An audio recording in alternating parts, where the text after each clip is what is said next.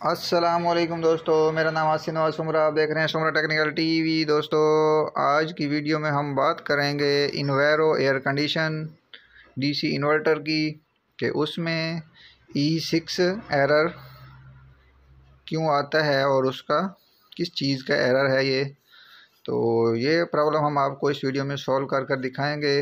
आपने वीडियो के साथ जुड़े रहना है, वीडियो को एंड तक देखना है ताकि आपको हर चीज़ की समझ आ सके।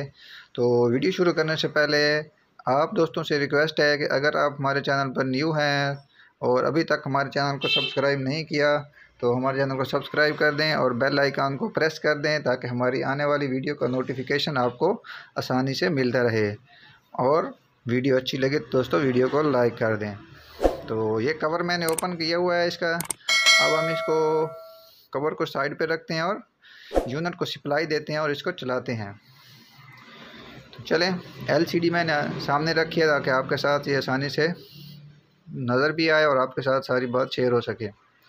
तो चलें दोस्तों, इसको हमने ऑन कर दिया तो सप्लाई इसमें आ गई।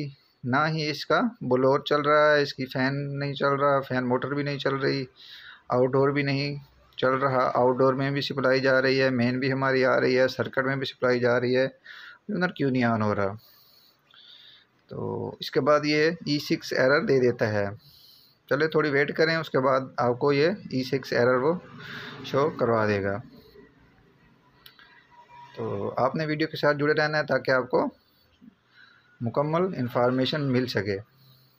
बहुत ही दिलचस्प सी ये वीडियो है, तो इसको आपने एंड तक लाजमी देखना। ये देख लें दोस्तों, E6 एरर यूनिट ने डिस्प्ले के ऊपर अपनी LCD के ऊपर शो कर दिया। तो ये आपके सामने E6 एरर शो हो गया है। तो ये किस चीज़ का एरर है, क्यों आता है, इस बारे में मैं मुकम्मल आपको दिखाऊंगा। ये यूनिट दोस्तों, सबसे पहले तो मेरी आप दोस्तों से रिक्वेस्ट है कि जो भी इंस्टॉल करने जाएं इस तरह की इंस्टॉलेशन ना करें। जिसने भी ये किया है बहुत ही, बस उसको अब क्या कहें। अक्सर टेक्नीशियन जो हैं गलती कर जाते हैं, जैसे कि इस टेक्नीशियन ने की। ये सबूत आपके सामने है। तो मुकम्मल प्रूफ के साथ मैं आपको हर चीज़ इसमें गाइड भी करूँगा और दिखाऊँगा भी सही। तो इस यूनिट को लगे हुए दोस्तों ज़्यादा से ज़्यादा तकरीबन 8 दिन हुए हैं और 8 दिन के बाद इसमें ये एरर भी आ गया। और ये मसला क्या है और क्यों आया है, सिर्फ़ और सिर्फ इस टेक्नीशियन की गलती की वजह से। ये आपको नीचे इसका जो होल है, जो पाइपों को बाहर निकालने के लिए इनडोर को आउटडोर के जॉइंट जो अपना उसमें लगाते हैं अपना गैस की लेंथ के पाइपों के, तो उसका सुराख आप देख लें। नीचे उसने शॉपर वगैरह लगाकर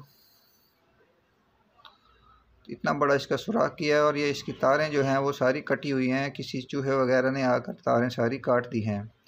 इसकी ब्लोअर मोटर जो है उसकी भी तारें कटी हुई हैं। इसकी जो स्विंग मोटर हैं उसकी भी तारें कटी हुई हैं। ना ही उसने पीछे प्लास्टिक पेरिस भरी है, ना ही उसने कुछ इस तरह का इसको सेफ्टी की है। तो खुदारा एक बंदा इतने पैसे भर के भी आता है, आपको उसकी उजरत भी देता है, आपको मजदूरी भी देता है, उसके बाद आप उसका काम इस तरह से करके चले जाते हैं कि बेचारे के लिए परेशानी बन जाती है। अब आपके सामने है किस तरह से ये इसका नुकसान हुआ। ये देख लें, ये भी देख लें, ये सारी की सारी तारें जो हैं चूहे ने काट दी। तारें कटने की वजह से यूनिट जो है वो E6 एरर देने लग गया। ये देख लें कितना बड़ा सुराख है, कितना बड़ा होल है इसमें। ये अब मैं जो अंदर शॉपर वगैरह लगा हुआ था उसका मैंने निकाल दिया, प्लास्टिक बैग उसने अंदर दबा दिया था, ना कि इसमें प्लास्टिक पेरिस भरी। प्लास्टिक पेरिस भर देता कोई चीज़, चलो इसकी सेव हो जाती, कोई चीज़ अंदर दाखिल ना हो सकती। तो बेचारा ये देख लें, अब 1 हफ़्ते के अंदर इसका ये हाल हो गया यूनिट का। कस्टमर कंपनी के ऊपर भरम था कि मैंने पता नहीं किस कंपनी का यूनिट ख़रीद लिया है। तो दोस्तों, ये असल में सबसे मेन जो गलती मैं बनाऊंगा आप भी बतानी है आपने भी कमेंट बॉक्स में कि ये सिर्फ़ और सिर्फ टेक्नीशियन की मिस्टेक है और काफ़ी सारी उसकी बड़ी गलती है। ये देख लें, इसकी स्विंग मोटर जो है सिरे से उसने साथ से ही तारें काट दी हैं। सारे जैक वगैरह मैंने उतार के आपको दिखा रहा हूँ ताकि आपके सामने सारा मसला हल हो सके।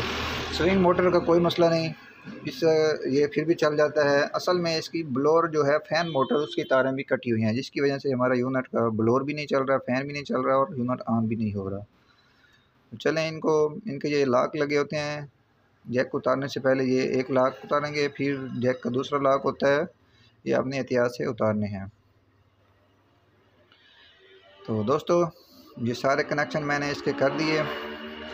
ये ब्लोअर मोटर के भी सारी इसकी वाइंडिंग वगैरह जो थी दोबारा से तसल्ली से लगाई। ये आप एम्पेयर मीटर भी आप देख रहे हैं, यूनिट मैंने ऑन कर दिया, यूनिट सही से काम कर रहा है अच्छे से। असल में इसका फॉल्ट भी यही था, जब भी E6 एरर आए तो दोस्तों आपने इसकी फ़ैन मोटर ज़रूर चेक करनी है। ये E6 एरर जो है फ़ैन मोटर का है।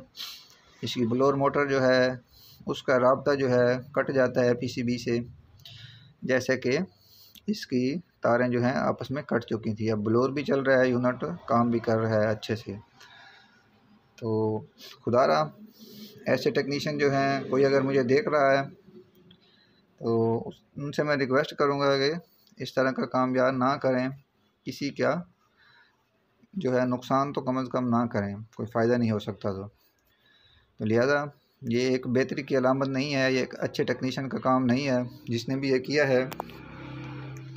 तो चलें, मैंने आपके साथ ये बात शेयर करनी थी। ये अब हमने कवर वगैरह भी लगा दिया है, ये उसका ऊपर जो इंसुलेशन वाला है अपना प्लास्टिक लगी हुई है वो भी आपके सामने हिल रही है सारी। ब्लोअर भी अच्छे से काम कर रहा है, यूनिट बहुत ही ज़बरदस्त से काम कर रहा है और चल रहा है।